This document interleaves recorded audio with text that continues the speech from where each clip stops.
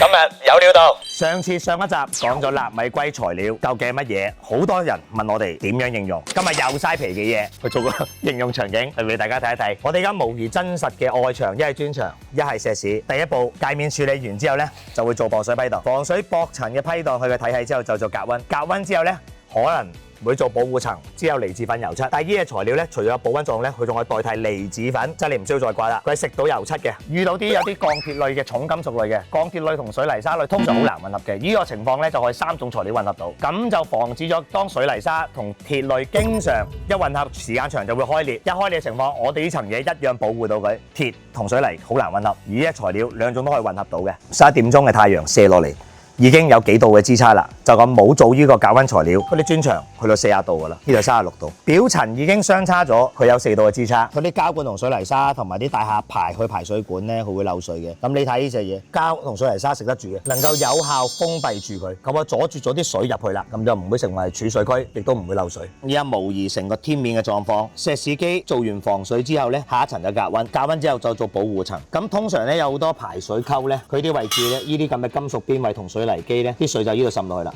咁我呢個材料咧能夠食得住水泥機同埋呢個不鏽鋼嘅，咁啲水就唔會滲落去，同時間有隔溫嘅作用。喉管膠管佢能夠包得住，所以下邊嗰度咧都塗埋佢咧，咁就可以防止到無論嗰個接口定係呢啲不鏽鋼槽嘅接口，都一樣能夠防止到滲漏水嘅問題。最緊要隔溫防水實用。依家呢啲市民同埋企業咧已經喺度用緊㗎啦，真真實實希望帶啲有用嘅嘢翻嚟。最緊要唔好再漏水啦，有呢個需要過嚟揾我哋。